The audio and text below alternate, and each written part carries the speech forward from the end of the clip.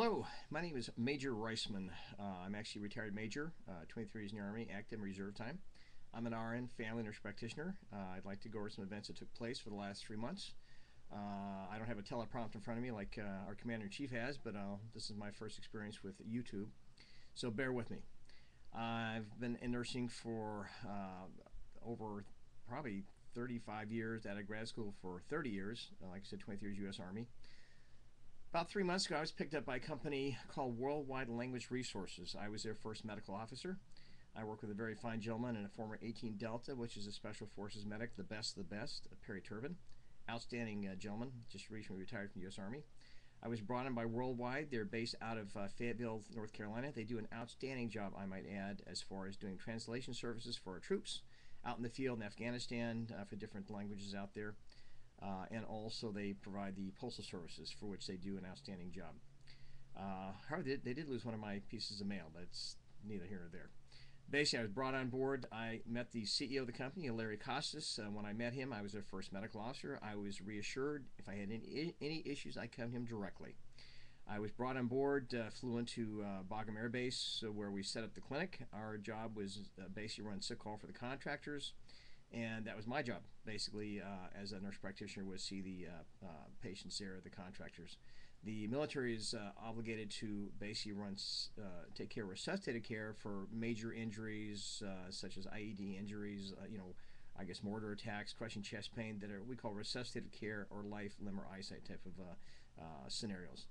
My job is run basically day-to-day sick call, things like colds, URIs, back strains, lacerations, OCMED injuries, etc., etc. I was brought on board one day probably about 3 months ago now. I was sitting in the clinic, and the in-country manager at the time, a gentleman named Charles Brown, came in. And while I was there, earlier there was a female contractor who had been left sitting on the tarmac, and Mr. Brown failed to pick her up. And she was quite upset. When I'd seen her earlier, I gave her some water and a soda, kind of settled her down. She was complaining that Mr. Brown left her sitting out there. When Charles Brown came in, he started mocking her, making fun of her dental condition in front of my staff, Rachel, and also my assistant, Perry Turbin. And I was thinking, what's wrong with this picture? Why are you making fun of this lady's teeth?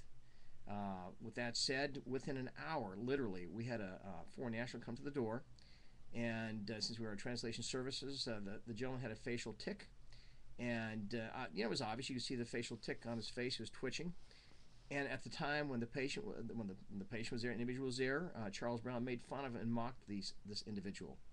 This individual left a little bit, obviously, I think, upset, rightly so. And I asked Mr. Brown. I said, "Did you know this guy?" And he said no. He said he just basically just another term he used at the time was raghead. I didn't appreciate that term. Obviously, I was concerned about this, and as a nurse, as I walked back to my billets, the B hut as they call them over there, I thought about it, prayed about it. I thought, I'm going to write this guy up for this type of behavior.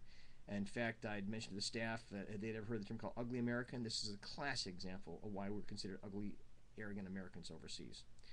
Well, I was told not to write him up because not to make any waves. Well, I wrote him up anyway, and I let everybody know.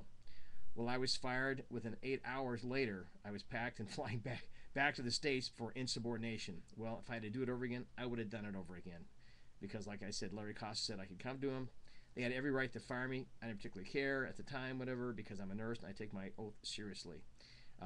Karma did eventually get this guy probably about a month later. I happen to know for a fact one of the contracting officers there contacted me. I'm not going to give out his name, but he contacted me by email and said that Charles Brown was caught DUI on Disney Boulevard. That's the main thoroughfare there on Bagram Airbase.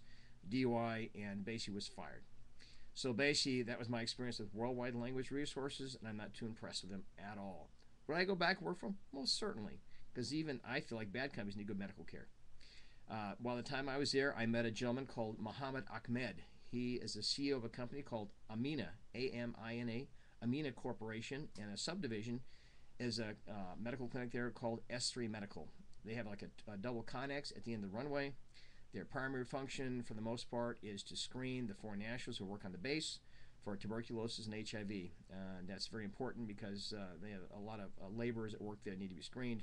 And they're the only clinic that does that, by the way. I was hired to come on board to run general sick call for the contractors, as well as go up to Salerno, which is a forwarding operating base in another part of Afghanistan. Obviously, I've got Mr. Ahmed said I had the gift of gab, which I do. My wife says I never meet a stranger. Basically, to basically market the clinic for the Army and the contractors up there in Salerno. Well, I was actually flew in probably about 2 weeks after I left Worldwide Language Resource. I had to go back to the States, back to Fresno, and then back again. I flew into a airbase called Manas Airbase, which is in Kyrgyzstan, and the town there is called Bishkek. Muhammad picked me up there and took me out, wined and dined me, so to say. I didn't drink, by the way. Basically wined and dined me, and I met some of the staff. We out and had dinner. And basically, when I was there, at first I thought he was teasing me. He said, you know, here in Bishkek, you can have many young wives. And I said, Muhammad, I said, I have one wife. Marla's my wife. And I'm happily married. In fact, we'll be married 10 years coming up here in about literally, I think, 12 days. Anyway, I said, one wife is more enough for me. When he was serious, and it kind of concerned me. Well, I flew on a military air flight the next day into Bagram Airfield. And I'd been there, obviously, before with Worldwide Language, and that's where I met Muhammad. And basically, I noticed at one of the bus stops, there was a flyer, a poster that said, and rightly so, they have a right to advertise, S3 Medical Corporation, come and see us for your medical needs, because like I said, the military is only obligated to do resuscitative care. And I've been on both sides of the fence. I've been on the Army side, I've been on the civilian side. So basically, I saw it, and it had listed staff, and one of the staff, professional staff was listed, was a guy by the name of Stanley Brandt, B-R-A-N-D-T, Stanley Brandt. And I know him. He's actually a nice guy. And he basically was being advertised as a doctor, not DOC, as you know, a lot of us in the military, if you're a corpsman or a medic, whether you're in the civilian world or military world, you're considered a doc. I've been called doc many times over the years. And when people call me doctor, I make it clear to let them know I'm not a doctor, I'm a nurse practitioner. So basically, he was listed as a doctor. Stanley Brandt is a staff. And one day I was there, I pulled the flyer off, and I had my medical logo on, my Red Crest and my Red Cross. And an American contractor, female, noticed I was taking the sign down, and she said, "What are you doing?" And I said, basically, this is here a company I work for, and I noticed they were advertising this gentleman here. And she says, "Well, I saw that American doctor last week." So basically, I said, "What did he see you for?" And she goes, "Well, I had sinus pressure, congestion, and blown out green snot, that type of thing." And probably right, she had sinusitis. She had over for a week and pressure over maxillary and frontal sinus areas. And I said, "Well, did he treat you?" And she goes, "Yeah, he gave me some Sudafed, and he gave me this antibiotic to take for 5 days. Probably a Zithromax or Z-Pak. Those medic fluid know that." I said, "I've got some good news and bad news. Good news, you're probably treated correctly. Bad news, you're treated by an EMT." Well, she got all upset. I went to the CID with a poster and gave my story, and basically I was given, my feeling was I was only given lip service.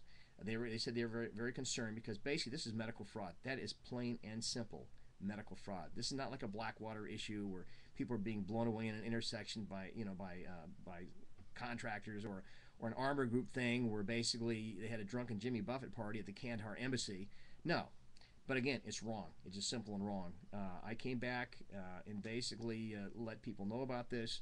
Not much is done. I'm trying to get the word out, let people know this is wrong. I think the main reason, this is my own speculative thinking process, was that probably they don't want to make too many waves as a company because they're the only company that basically clears the foreign nationals to work on the base, that work on the DFAC, laundry facilities, laborers on the base. If they give them too much hassle, they have to shut them down or investigate them, it would hurt the economy, obviously, there at the base. Anyway, with that said, I want to get the word out there, whatever, and let people know what happened. There are some other issues, too. The gentleman never paid me for my 2 weeks that I was there. Since he's a foreign national company, I talked to my lawyer here in Fresno, and they said they could rule in my favor, but they can't make him pay me. So basically, I'm letting people know I didn't get paid for my 2 weeks that I was there. This is not a slander issue. This is not a libelous issue. It's a truth issue. I can assure you that poster was real. And also, I might mention the ITT field agent actually took note of it, too, for ITT. Anyway, I appreciate you listening to me and my first experience with YouTube, and you have a good day. And the reason I'm doing this is because I'm a nurse, and I took an oath, and I got to do what's right. Thank you for listening to my story.